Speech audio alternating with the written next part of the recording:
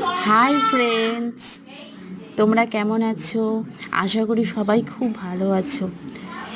আজকে এঁচোড় কাটা, অনেকেই আমার মতন আছো যারা এঁচোড় কাটতে পারো না, ইউটিউব দেখো, দেখে দেখে কাটো। আমিও তাদের মধ্যেই পড়ি, এঁচোড়টা ঠিক মতন কাটতে পারি না। তবে বাপের বাড়িতে এসেছি, এসে বৌদিকে বললাম, বৌদি বলল দাঁড়াও আমি তোমাকে কেটে দেখিয়ে দিচ্ছি কীভাবে এঁচোড় কাটতে হয়।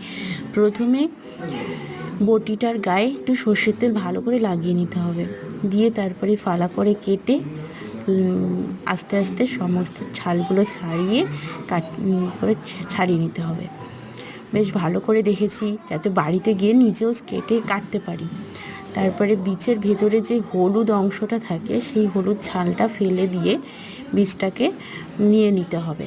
ভেতরের অংশটাও নিতে হবে, উপরের সাদা খোলাটাও নিতে হবে। ভেতরে যে হলুদ মেটা থাকে অংশটা পর্দা মতন, ওইটা ফেলে দিতে হবে।